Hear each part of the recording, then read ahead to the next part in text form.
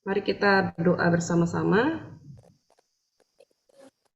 Bapa di surga, kami bersyukur berterima kasih pada sore hari ini dalam anugerah Tuhan kami boleh kembali masuk ke dalam pembahasan buku Roma pasal yang ketiga. Kami mohon belas kasihan Tuhan dan kami bersyukur untuk sarana prasarana yang kami gunakan sedikit terganggu, tapi pada akhirnya kami boleh melanjutkan. Kami mohon belas kasihan Tuhan dalam 1 jam ke depan agar kami dapat mengikuti pembelajaran ini. Kiranya Kristus ditinggikan, dipermuliakan di dalam seluruh waktu kami belajar sore hari ini.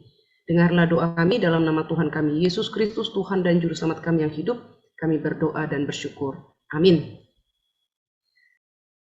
Ya, baik Bapak Ibu, kita akan masuk dalam pembahasan kitab Roma. Saya akan membaca kitab Roma pasal 3 ayat 1 sampai ayat yang ke-31.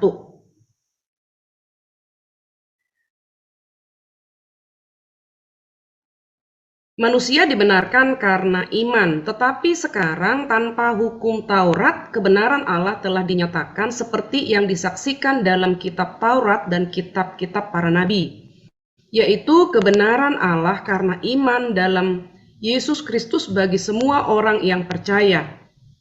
Sebab tidak ada perbedaan, karena semua orang telah berbuat dosa dan telah kehilangan kemuliaan Allah, dan oleh kasih karunia telah dibenarkan dengan cuma-cuma karena penebusan dalam Kristus Yesus. Kristus telah ditentukan Allah menjadi jalan pendamaian karena iman dalam darahnya. Hal ini dibuatnya untuk menunjukkan keadilannya karena ia telah membiarkan dosa-dosa yang telah terjadi dahulu pada masa kesabarannya.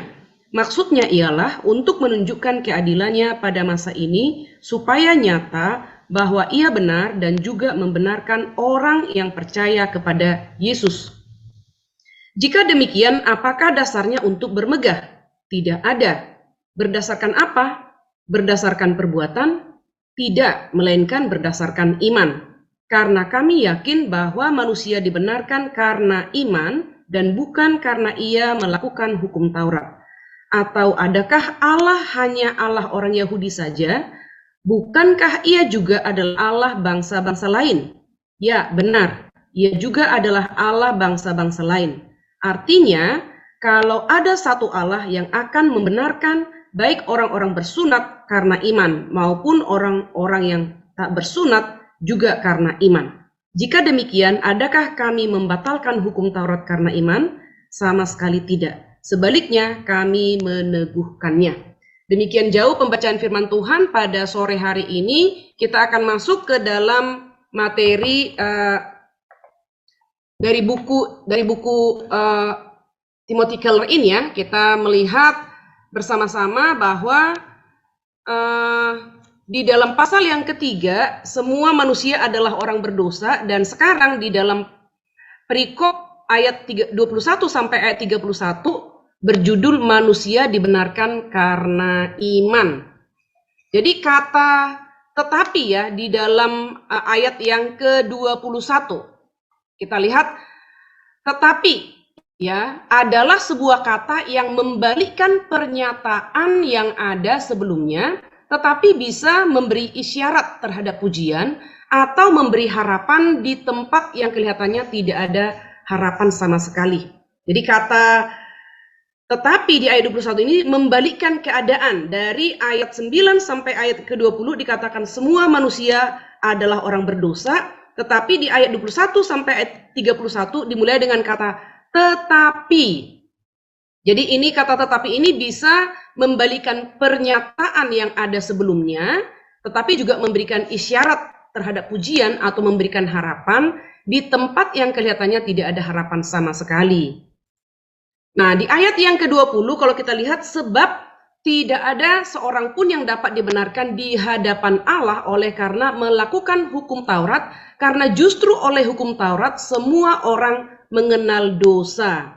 Dan Paulus sekarang berbalik dari kegelapan dosa manusia kepada terang Injil di dalam perikop ini ya. Itu sebabnya dimulai dengan kata tetapi tadi. Nah, di dalam Roma pasal 1 ayat 17, di sana tertulis ya kebenaran Allah atau kebenaran dari Allah. menunjukkan bahwa Injil adalah kebenaran yang dinyatakan, tetapi juga merupakan kebenaran yang diberikan.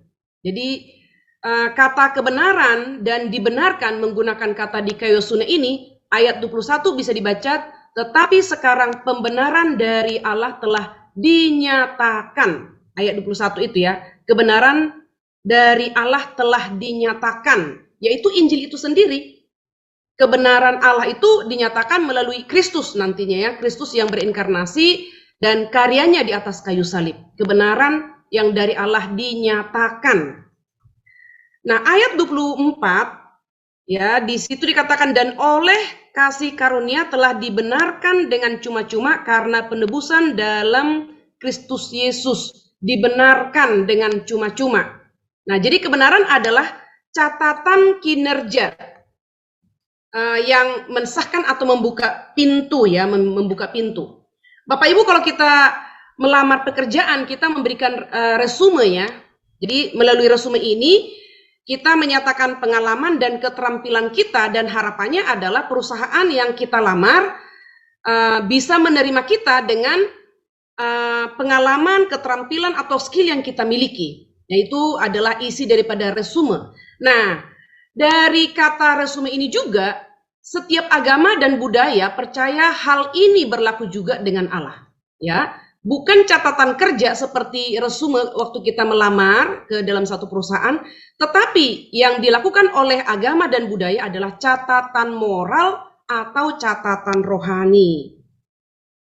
Ya, jadi di dalam agama menunjukkan catatan kinerja kita, dan jika cukup baik, kita layak hidup bersama Allah dan kita diterima. Sekali lagi, agama mau menunjukkan catatan kinerja ya, dalam hal ini adalah kita cukup baik dan kita layak hidup bersama dengan Allah. Jadi agama-agama tidak ada ide bahwa kebenaran itu berasal daripada Allah yang membawa kita kepada dari tidak layak menjadi layak, begitu ya.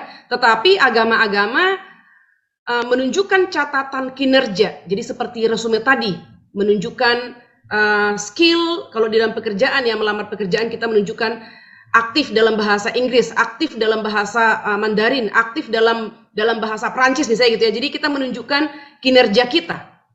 Nah, tetapi Paulus mengatakan di dalam ayat 21 ini ya, tetapi, kan begitu ya, tetapi. Nah, jadi untuk pertama kalinya dalam sejarah dan yang terakhir, pendekatan terhadap Allah belum pernah didengar sebelumnya dinyatakan.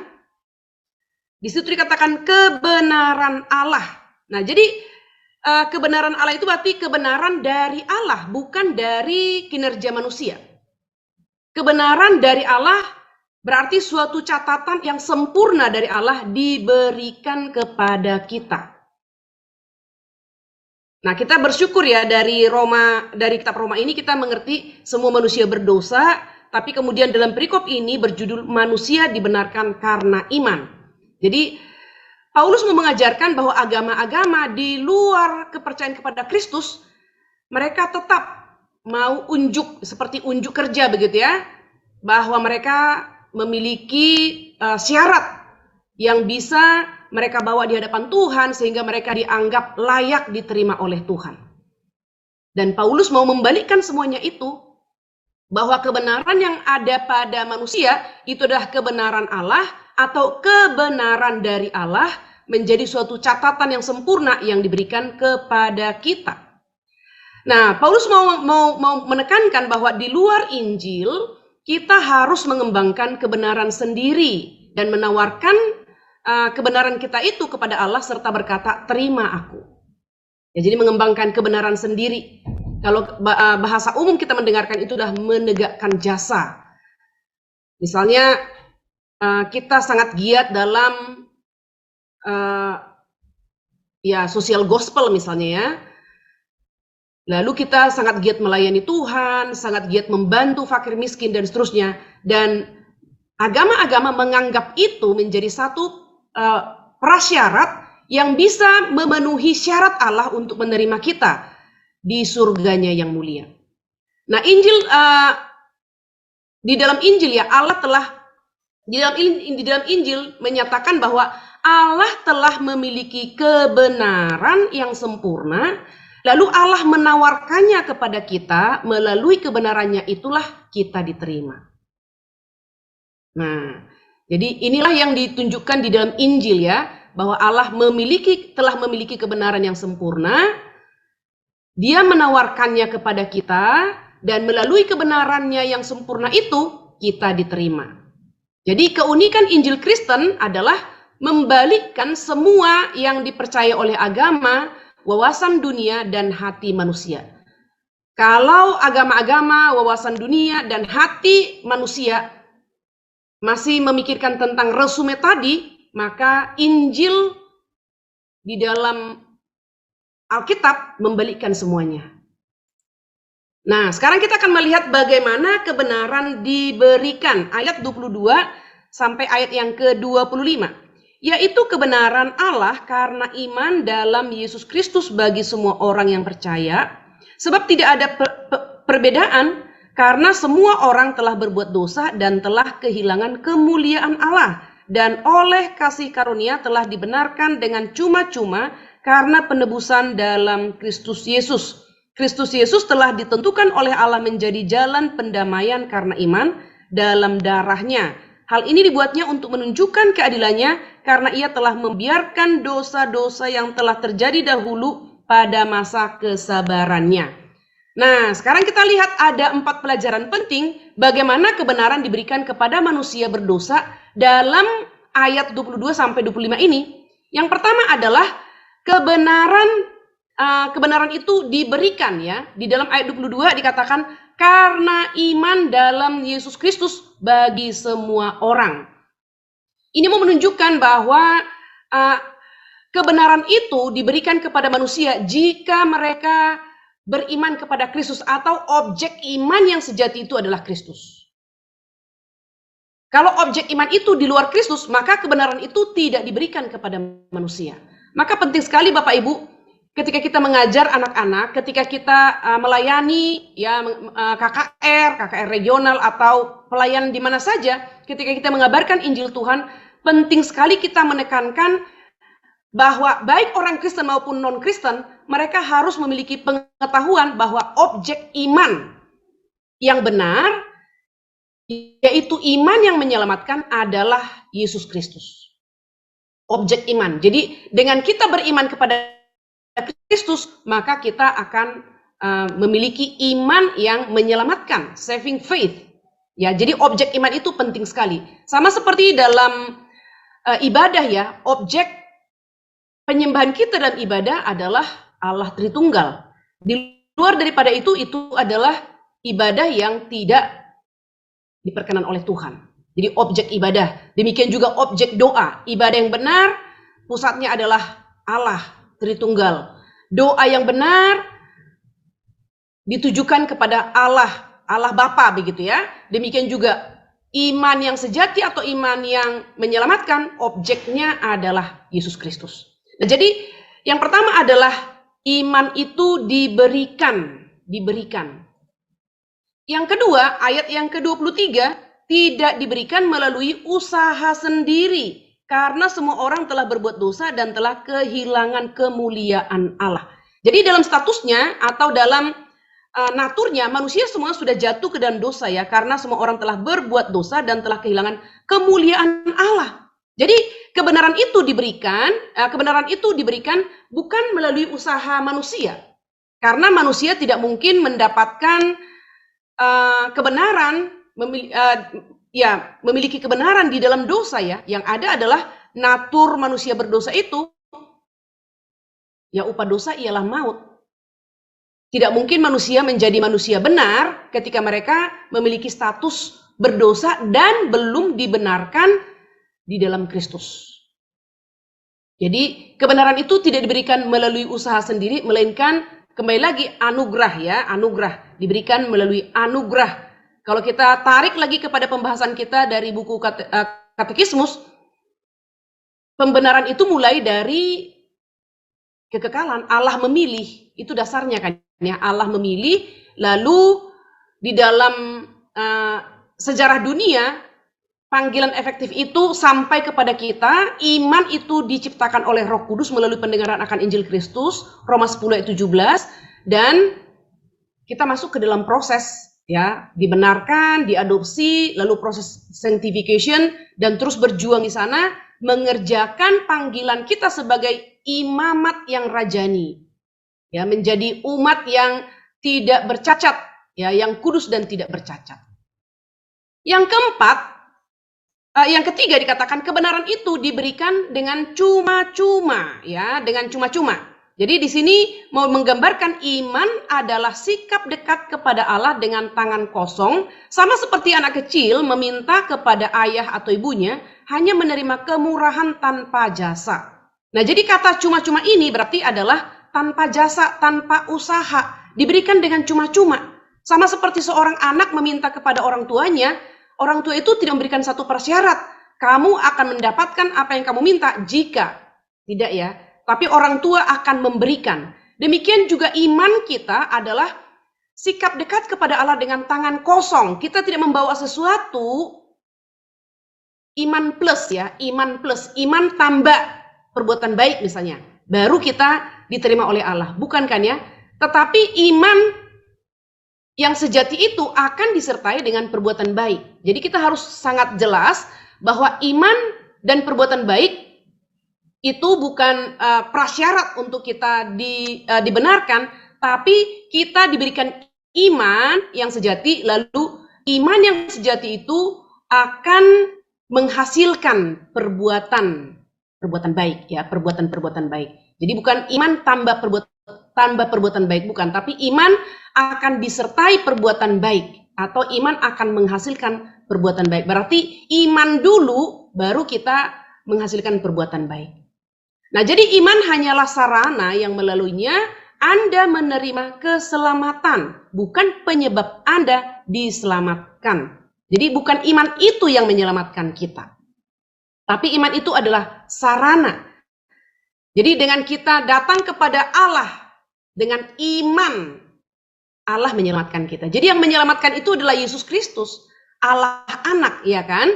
Jadi bukan iman yang menyelamatkan kita, tapi dengan iman kepada Kristus kita diselamatkan. Iman hanyalah sarana. Ayat 27 ya dikatakan di sana, jika demikian apakah dasarnya untuk bermegah? Injil tidak memberikan dasar untuk bermegah. Di sini langsung dijawab oleh Rasul Paulus, ya, tidak ada. Berdasarkan apa? Berdasarkan perbuatan? Tidak, melainkan berdasarkan iman.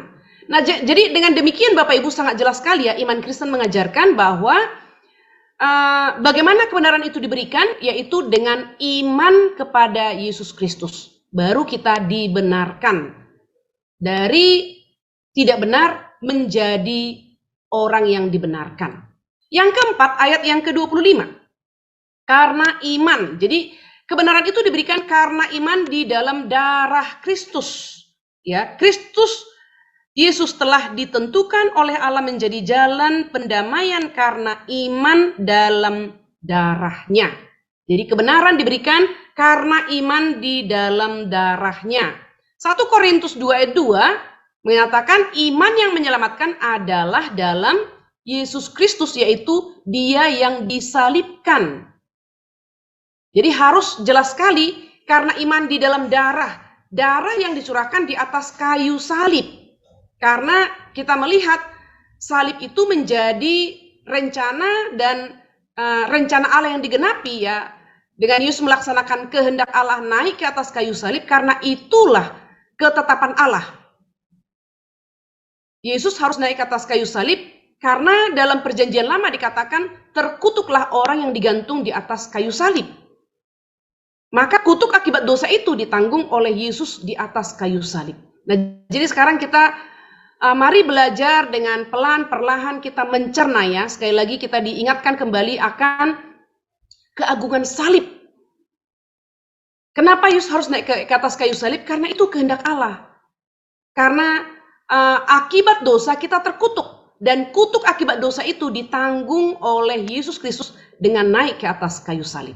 Roma 3 ayat 22 mengatakan semua orang yang percaya diselamatkan. Nah, jadi ketika Yesus naik ke atas kayu salib, setiap orang yang percaya kepada Yesus Kristus, mereka diselamatkan. Ini ditarik ya kepada Yohanes 3 ya. Si Yohanes juga mengatakan di dalam Yohanes 3:14 dikatakan, sama seperti Musa meninggikan ular di padang gurun, demikian juga anak manusia akan ditinggikan. Jadi waktu peristiwa di padang gurun, Tuhan menghukum umatnya dengan mengutus ular-ular yang berbisa ya di padang gurun untuk memagut mereka satu demi satu mati, dan mereka meradang meradang menuju kematian. Lalu Musa berdoa agar Tuhan mengampuni mereka, dan Tuhan berkata kepada Musa, buatlah patung ular tembaga dan katakan dan naikkan di atas tongkat, lalu tinggikan, katakan kepada bangsa Israel, hei kamu bangsa Israel yang sedang dying, yang sedang meradang menuju kematian oleh karena bisa ular, pandanglah, arahkanlah matamu kepada patung ular tembaga yang ditinggikan ini, maka kamu tidak akan mati karena bisa ular, melainkan kau akan hidup. Nah, itu adalah tipologi Kristus. Ribuan tahun kemudian setelah peristiwa bangsa Israel di padang gurun ya, Musa meninggikan ular, patung ular itu di padang gurun, ribuan tahun kemudian anak Allah ditinggikan, dan setiap orang yang mengarahkan matanya kepada salib. Salib itu posisinya lebih tinggi daripada orang dewasa berdiri. Memandang kepada salib dikatakan, engkau tidak akan mati karena bisa dosa, tetapi kamu akan hidup. Nah, jadi di dalam Roma pasal 22 ini dikatakan semua orang yang percaya, semua orang yang mengarahkan mata kepada salib, kepada Kristus yang tersalib, mereka akan diselamatkan. Sebab tidak ada perbedaan, karena kita semua orang berdosa dan membutuhkan pembenaran melalui kebenaran Kristus. Ya, di dalam ayat 22 itu dikatakan ya, yaitu kebenaran Allah karena iman dalam Yesus Kristus bagi semua orang yang percaya, sebab tidak ada perbedaan. Nah, kita bersyukur ya, karena Paulus sangat jelas mengatakan siapapun, tidak ada yang dibatasi. Siapapun yang percaya kepada Kristus, maka mereka akan diselamatkan. Nah, Martin Lloyd-Jones merangkum ya pasal 3 ayat 20 sampai pasal 4 ayat 25, dikatakan demikian. Manusia yang beriman adalah manusia yang tidak lagi melihat pada diri sendiri, tidak lagi mengandalkan diri sendiri, tidak lagi melihat segala sesuatu seperti dulu, tidak lagi melihat hal yang dia lihat sekarang, tidak lagi berharap, tidak melihat apa yang dia harapkan. Tetapi dikatakan dia melihat sepenuhnya pada Tuhan Yesus dan karyanya yang tuntas, dan hanya pada hal tersebutlah dia bersandar. Nah, jadi inilah yang dikatakan manusia yang beriman. Tidak bersandar terhadap apapun. Tidak melihat pada diri, tidak mengandalkan diri, tidak melihat segala sesuatu seperti dulu, tidak lagi melihat hal yang dia lihat sekarang, tidak melihat apa yang dia harapkan, tetapi melihat sepenuhnya pada Yesus Kristus. Bapak Ibu, minggu depan kita akan melihat ya, satu pertanyaan dari Bapak Ibu. Saya percaya ya, di antara Bapak Ibu mungkin sudah banyak mengikuti EE ya. Ada satu pertanyaan, bagaimana kalau malam hari ini Anda mati, begitu kan, kurang lebih pertanyaannya. Dan Allah berkata, mengapa aku harus mengizinkan engkau masuk ke dalam surgaku? Nah, itu adalah pertanyaan yang menggoncangkan, bukan? Dan saya percaya kita tidak akan tergoncangkan lagi karena kita sudah memiliki iman yang sejati dan pengetahuan yang benar akan keselamatan. Nah, nanti materi itu kita akan bahas di pertemuan berikutnya. Nah, sekarang kita akan masuk ke dalam topik berikutnya, bagaimana kebenaran bisa diberikan. Di ayat 24 dikatakan, dan oleh kasih karunia telah dibenarkan dengan cuma-cuma karena penebusan dalam Kristus. Karena kebenaran di dalam Kristus. Jadi kebenaran itu diberikan karena kebenaran di dalam Kristus. Di dalam perjanjian lama ya Bapak Ibu, di dalam perjanjian lama Ada ya, cerita yang paling familiar bagi kita ya tentang Naomi dan Ruth, ya enggak? Jadi di dalam perjanjian lama itu dikatakan bahwa berhutang itu tidak sulit, membuat diri kita menjadi budak juga tidak sulit, tetapi sangat sulit, mungkin butuh seluruh hidup Anda untuk keluar dari kondisi tersebut. Maka hukum Allah memberi syarat bagi adanya penebus atau goel. Ya kan? Ini yang terjadi pada Naomi kan ya. Ketika Naomi bersama suaminya meninggalkan Bethlehem, ya, meninggalkan Bethlehem pergi ke Moab, mereka menjual semua tanahnya, dan ketika mereka kembali, maka Boas menjadi goel, penebus. Dan penebus inilah yang bisa mengeluarkan Anda dari hutang tersebut, perbudakan tersebut, sehingga Anda bisa hidup bebas lagi. Nah, jadi ini muncul kata goel ya, penebus. Nah, jadi Paulus mau membawa lagi ke dalam perjanjian baru, kita adalah budak dosa, kematian, dan hukuman, dan melalui Yesus kepada kita yang tidak pernah bisa membayar hutang, kepada kita diberikan penebusan dan kebebasan dari hutang dosa. Jadi ditarik paralelnya. Di dalam perjanjian lama yang dapat membebaskan orang yang berhutang, orang yang sudah tidak memiliki tanah, ya, supaya tanahnya itu dapat ditebus kembali. Maka goel itu di dalam perjanjian baru dikatakan adalah Yesus Kristus. Dia yang dapat menjadi penebus kita, menggantikan, ya, membayar seluruh hutang dosa kita. Yang kedua, bagaimana kebenaran itu bisa diberikan adalah Allah menebus kita dengan menentukan Yesus sebagai jalan pendamaian. Nah, Allah Bapa membenarkan umatnya melalui karya Yesus Kristus, ya, dengan menjadi perantara, menjadi pendamaian. Nah, ini adalah cara Allah membenarkan orang berdosa, membuat orang yang tidak benar menjadi benar. Jadi semua manusia adalah manusia berdosa dikatakan tidak benar, maka melalui karya Yesus Kristus, orang yang tidak benar dijadikan menjadi orang benar. Jadi kita ini menjadi orang benar bukan karena kebenaran kita, tapi karena kebenaran Kristus. Nah, penebusan dosa adalah menghilangkan perbuatan salah. Menghilangkan, kata menghilangkan ini bisa dikatakan menghapus, ya. Penebusan itu menghapus perbuatan salah. Pendamaian mencakup penebusan, ya, penebusan dosa, tetapi lebih dari sekedar menghilangkan salah. Ada istilah juga pendamaian itu berarti menjauhkan murka Allah dari kita yang layak mendapatkannya karena telah ditanggung oleh Yesus Kristus. Nah, jadi pendamaian itu adalah menghilangkan salah dan juga menjauhkan murka Allah. Dan salib adalah tempat sang hakim menanggung hukuman dosa, ya. Karena dikatakan kita yang harus menanggung murka Allah, tetapi sang hakim telah mengambil posisi kita di atas kayu salib untuk menanggung hukuman dosa itu. Nah, John Murray mengatakan Allah sangat mengasihi objek murkanya dan dia memberikan anaknya sehingga darah anaknya syarat untuk meredakan murka Allah, ya, terpenuhi. Nah, jadi objek murka Allah adalah manusia berdosa, tetapi Allah mengasihi objek murkanya dengan memberikan anaknya yang tunggal, mencurahkan darahnya, dan itu menjadi syarat untuk meredakan murka Allah terhadap dosa kita. Dan murka Allah itu terpenuhi, ya, murka Allah diredakan itu terpenuhi melalui darah Kristus yang dicurahkan. Nah, Allah tidak mengabaikan keadilannya, dia menanggungnya sendiri. Bapak Ibu, kalau kita bicara definisi keadilan berarti menanggung hukuman yang selayaknya kita terima.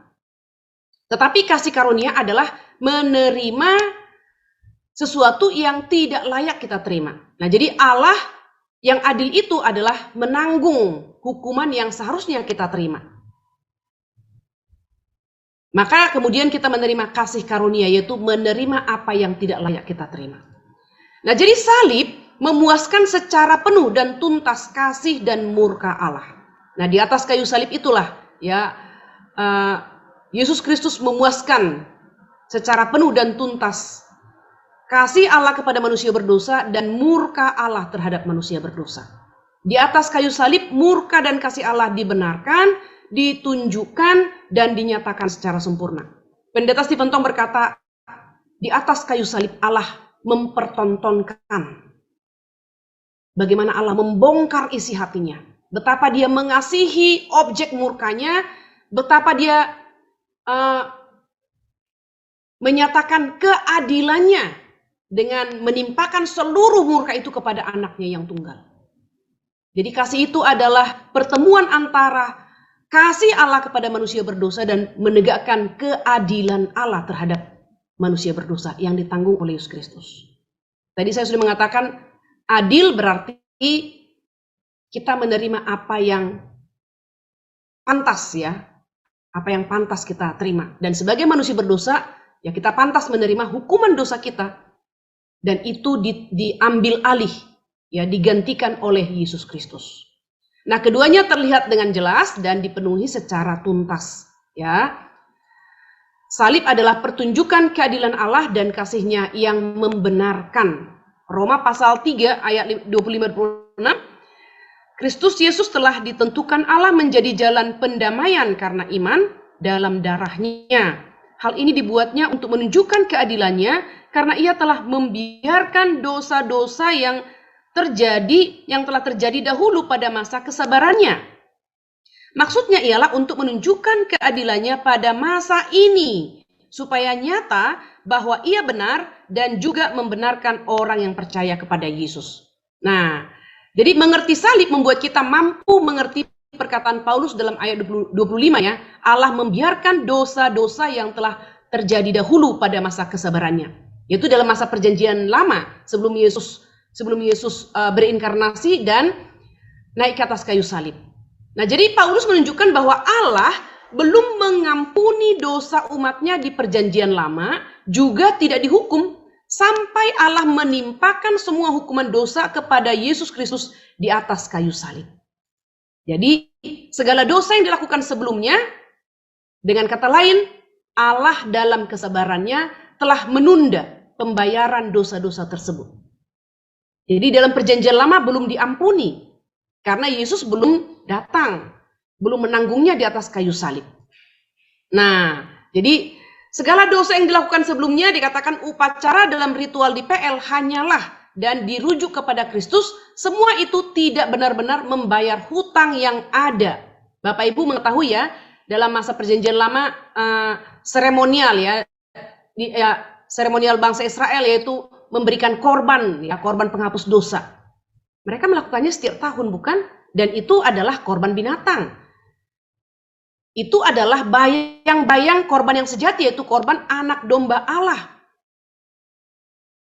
Ribuan tahun kemudian, Yesus yang adalah anak domba Allah mengorbankan dirinya, dan itu adalah korban yang sempurna.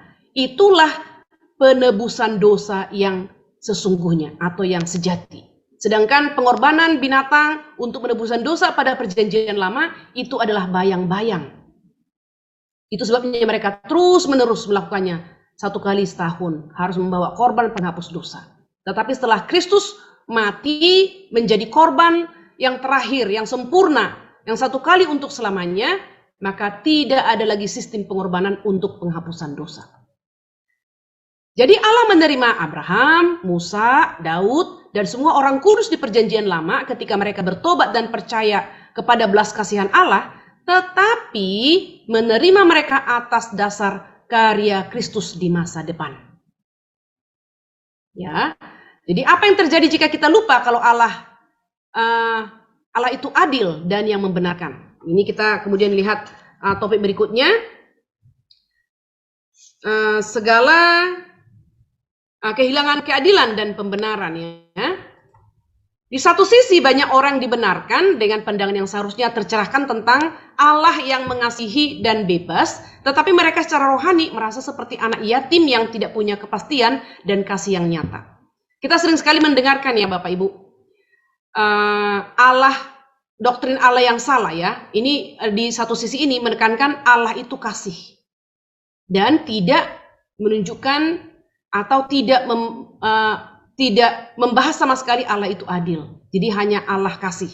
Nah, ini kita ingat lagi ya.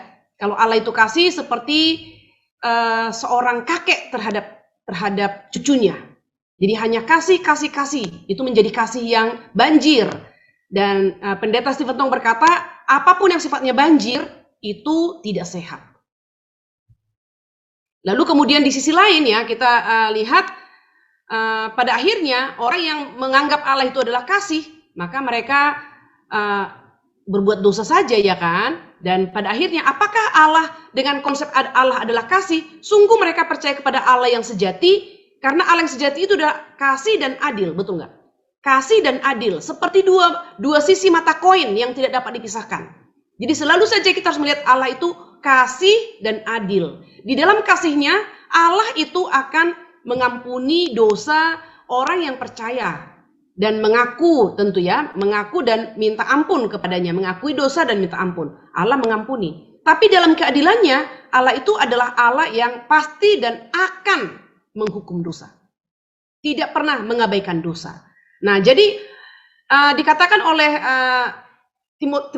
Timothy Keller di sini ya, orang yang berpandangan bahwa Allah itu mengasihi dan bebas, tetapi mereka tidak memiliki kebebasan sungguh-sungguh ya. Mereka dikatakan memiliki Allah yang tidak peduli dan jauh, dan tentu bukan Allah yang sejati. Yang mereka katakan, mereka percaya kepada Allah yang adalah kasih. Karena Allah yang adalah kasih itu adalah Allah yang murka juga, adalah Allah yang adil juga. Nah, jadi di sini kita melihat bahwa Timothy Keller mau menunjukkan bahwa Allah yang sejati itu bukan hanya disorot dari hanya Allah adalah kasih. Dan di sisi lain dikatakan Allah yang murka. Ada orang yang juga terus ya mendapatkan pengajaran atau konsep Allah yang murka tanpa adanya kasih karunia tidak akan pernah memberi kita motivasi untuk menjalani hidup yang layak.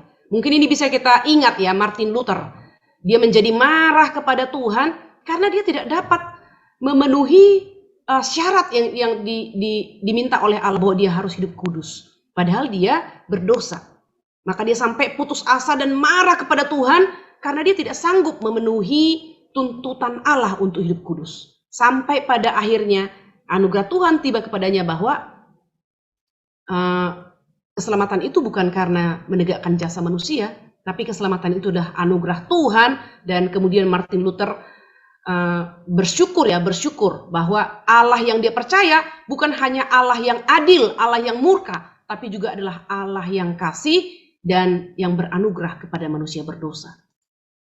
Nah, kita akan merasa ditekan ya pada saat kita memiliki konsep tentang Allah yang adil, Allah yang murka saja tanpa kasih, ya kita akan merasa ditekan, putus asa, marah, memberontak, merasa tidak dikasihi karena rasa takut tidak bisa menghasilkan kasih, baik kasih kepada Allah maupun kasih kepada sesama.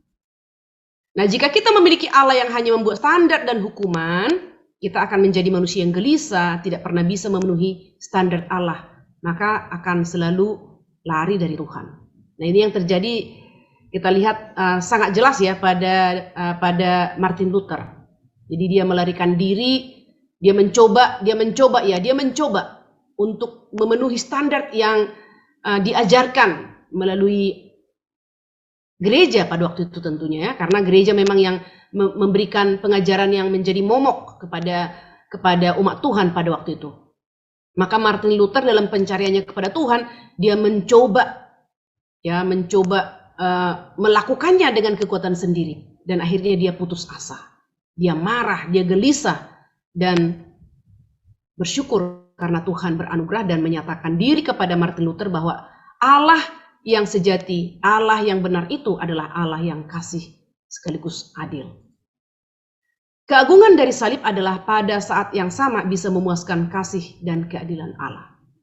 Jadi di dalam salib itu kita bisa melihat kasih Allah kepada manusia berdosa. Dan juga keadilan Allah ya. Jadi Allah yang adil, yang harus menghukum dosa itu, menyatakannya di atas kayu salib. Allah yang adalah kasih juga menyatakannya di atas kayu salib. Dan salib itu adalah titik pertemuan antara kasih dan keadilan Allah. Dan kita bersyukur Bapak Ibu, pengajaran Alkitab ya sangat jelas sekali terhadap doktrin keselamatan ya, sangat jelas sekali terhadap pembenaran dari dosa. Jadi kita tidak ada ambigu, tidak perlu ragu-ragu seperti apa. Karena tidak mendadak salib itu, tiba-tiba Yesus disalibkan dan itu ada jalan keluar. Tetapi dari perjanjian lama telah dipersiapkan dengan sistem pengorbanan, dengan ular yang ditinggikan, dan semua tokoh-tokoh dalam Alkitab menunjukkan bayang-bayang Kristus. Ya, ditunjuk sebagai bayang-bayang Kristus. Nah, jadi pada saat yang sama, salib menunjukkan kepada kita bahwa Allah itu hakim yang peduli tentang dunianya, sehingga memberi berbagai standar dan meminta kita untuk mempertanggungjawabkannya. Sekaligus Allah yang membenarkan, yang melakukan apapun yang dibutuhkan untuk mengampuni dan memulihkan kita. Jadi sangat jelas sekali ya, kita lihat juga ketika bangsa Israel dikeluarkan dari Mesir, mereka dibebaskan dulu baru diberikan hukum, bukan? Jadi setelah mereka dibebaskan, maka mereka mampu untuk melakukan hukum Tuhan. Bukan sebaliknya, pada saat mereka masih diperbudak, mereka diberikan hukum untuk ditaati, tentu mereka tidak akan mampu. Nah demikian juga Bapak Ibu, kita dibebaskan dulu dari dosa, maka Allah kemudian memberikan tuntutan kepada kita agar kita menjadi umat Tuhan, imamat yang rajani, umat Tuhan yang bersih, cemerlang dan tidak bercacat di hadapan Tuhan. Jadi Allah tidak menuntut kita terlebih dahulu baru memberikan hukum, tetapi kita dibenarkan terlebih dahulu dan kemudian kita diberikan kemampuan untuk melakukan tuntutannya. Nah, Allah adalah Bapa yang layak dimiliki dan bisa kita miliki melalui iman kepada Kristus. Dan kita bersyukur untuk itu, dan salib adalah tempat yang mulia dan membebaskan orang yang percaya kepada Tuhan Yesus. Ayat 26. Maksudnya ialah untuk menunjukkan keadilannya pada masa ini, supaya nyata bahwa ia benar dan juga membenarkan orang yang percaya kepada Yesus Kristus. Nah, pertanyaan yang bisa kita renungkan bersama-sama, yang pertama, jika kita mempunyai waktu 1 menit, jadi ini adalah untuk penginjilan, 1 menit di lift untuk menjelaskan kepada seseorang bagaimana kita bisa benar di hadapan Allah, apa yang akan kita katakan? Nah, mungkin nanti dari diskusi ini bisa kita bahas ya. Yang kedua, apakah kita cenderung melupakan keadilan atau pembenaran Allah? Bagaimana melupakan salah satunya bisa mempengaruhi perasaan, situasi, dan tindakan kita. Yang ketiga, bagaimana bagian ini menggerakkan kita untuk memuji Allah yang membenarkan kita. Amin. Mari kita berdoa bersama-sama. Bapa di surga, kami bersyukur berterima kasih sore ini kami sudah membahas Roma pasal 3 ayat 21 sampai ayat yang ke-31. Kami sungguh bersyukur ya Tuhan karena Engkau membalikkan situasi kami. Kami manusia berdosa tetapi kemudian kami boleh dibenarkan melalui iman kepada Kristus. Sungguh itu adalah anugerah Tuhan semata-mata, bukan karena kami layak, bukan karena kami memiliki syarat, tetapi Engkaulah ya Tuhan yang beranugerah kepada kami. Terima kasih dan tolonglah kami untuk menghargai anugerah Tuhan dengan menghargai hidup kami sebagaimana seharusnya kami menghargai hidup yang telah ditebus, hidup yang telah dianugerahkan kasih karunia, dibebaskan dari belenggu dosa dan dibawa masuk kepada kemerdekaan di dalam Kristus. Kami akan mengakhiri pertemuan kami, melanjutkan aktivitas masing-masing dan juga dalam diskusi. Kami mohon Tuhan besertalah dengan kami dan berkatilah apapun yang kami lakukan agar semua yang kami kerjakan berhasil dan mempermuliakan Tuhan. Dengarlah doa kami dalam nama Tuhan kami Yesus Kristus kami berdoa dan bersyukur. Amin.